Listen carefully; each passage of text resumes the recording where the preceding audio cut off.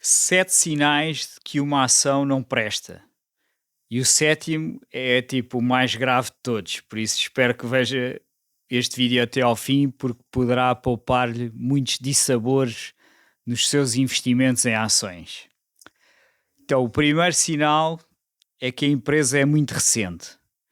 Imagina uma empresa que só existe há 5, 6 anos e já é cotada no mercado. Normalmente essas empresas têm a ver com um saco cheio de nada. No fundo são só promessas para o futuro, ainda não tiveram tempo de criar um negócio. Ou então estão buying revenue, que é estar a comprar a sua receita. Já têm vendas, por isso já são uma empresa a sério, mas dão muito prejuízo porque na realidade estão a investir mais em marketing do que aquilo que vendem praticamente. E há bastantes empresas assim. Empresas que aparecem com uma história de inovação, com grandes perspectivas para o futuro, que falam muito no mercado potencial, mas que no fundo ainda são muito recentes, ainda não provaram aquilo que valem e nesse sentido são muito arriscadas. Mesmo as maiores empresas que hoje conhecemos e conhecemos-las como muito inovadoras, como por exemplo Alphabet, Meta Platforms, Nvidia, essa já é muito mais antiga, mas enfim, mesmo empresas que eram recentes, não eram assim tão recentes, ou que já existiam tipo há 10 anos quando entraram na bolsa. E tipo, pelo menos 10 anos é uma história que já chega para evitar muitos destes riscos. Portanto, empresas muito recentes são de evitar. O segundo sinal de que a ação não presta é quando tem várias classes de ações. Nem sempre é assim, mas em muitos casos ter várias classes de ações é negativo para aquelas ações que nós podemos comprar no mercado. Tem a classe A, a classe B, a classe C, a classe D, ações preferenciais, ações com mais direitos de voto do que aquelas que nós podemos comprar no mercado. Tudo isso contribui para deteriorar o valor das ações que são transacionadas no mercado. Por exemplo, a classe A é transacionada, a B, a C e a D não são. Mas a B, a C e a D também representam a propriedade da empresa e as ações preferenciais também. E tudo isso retira valor às ações ordinárias, aquelas que são cotadas no mercado. Portanto, é um sinal de que a empresa não presta.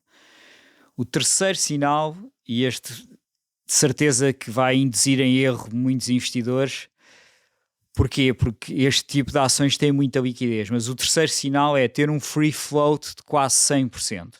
As ações estão todas distribuídas pelo público investidor e por fundos de investimento, que nenhum deles tem mais de 5% do capital. Nenhum acionista tem mais de 5%. Isto significa que nenhum acionista manda na empresa. Quem manda na empresa é a equipa de gestão e por vezes os interesses da equipa de gestão não estão alinhados com os interesses dos acionistas. E isto acontece principalmente quando o free float é perto de 100%. Então é uma red flag, não é necessariamente assim. Há empresas que têm free floats perto de 100% e que têm valorizado imenso, mas em muitos casos a coisa corre mal. O quarto sinal, este é evidente, é ter um balanço desequilibrado. E o que é que isto significa? É ter muita dívida financeira e muito pouco cash. Imaginem, por exemplo, 1.000 milhões de dívida financeira e só 10 milhões de cash. Isto é um balanço muitíssimo desequilibrado. Ou então é ter um current ratio, que é um rácio de liquidez geral, abaixo de 0,5, por exemplo. Significa que o ativo de curto prazo é menos de metade do passivo de curto prazo. Essa é uma situação de alto risco e alarme para os potenciais investidores. Ou então, quando o debt to equity ratio é superior superior a 1, por exemplo. Quer dizer que a dívida financeira é muito superior ao capital próprio, ou é superior. Quanto mais alto, pior.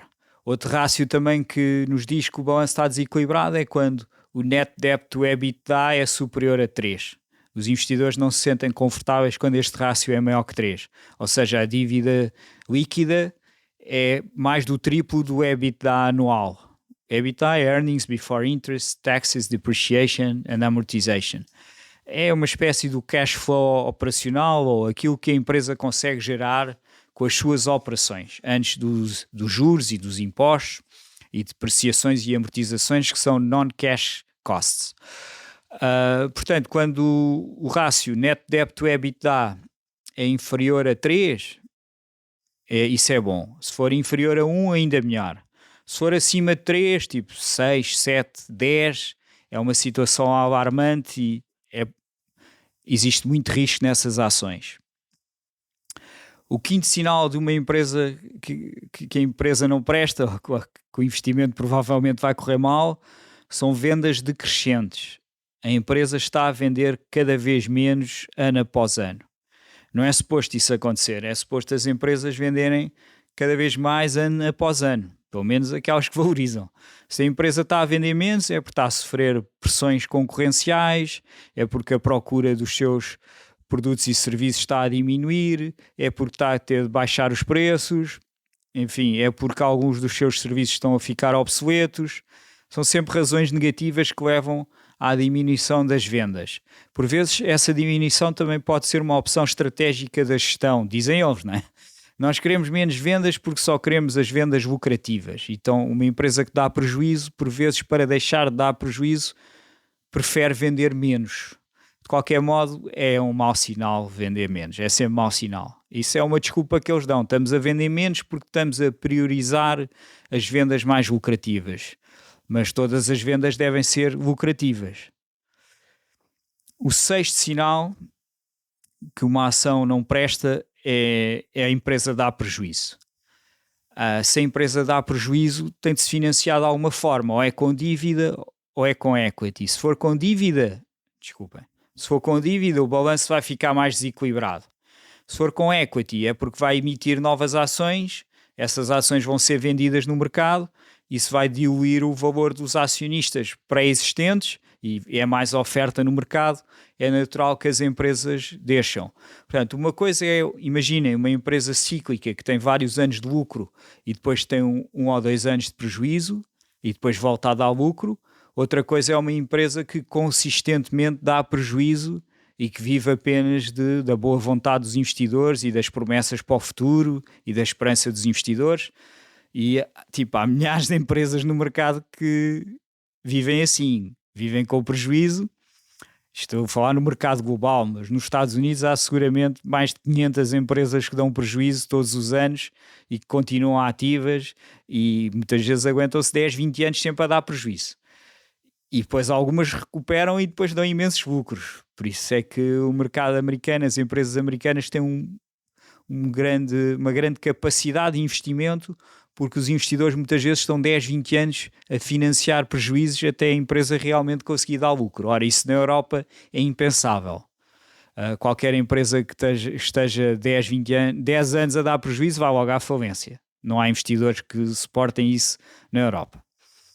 E o sétimo sinal, aquele que eu disse no início, que era provavelmente o mais grave e que se vê nos relatórios nos Estados Unidos, especialmente no formulário 10K, são fraquezas no controle interno sobre o relato financeiro. No fundo, é quando aqueles números não são credíveis. Os números que a empresa apresenta podem estar muito longe da realidade, porque o controle interno sobre o reporte financeiro é fraco ou muito fraco. Algumas empresas têm esse warning no início, logo do relatório, e depois conseguem recuperar. Mas muitas também estão anos assim e é sempre uma enorme red flag e é algo que normalmente faz desvalorizar as ações ao longo do tempo, porque mesmo quando as empresas lançam bons resultados, os investidores não acreditam.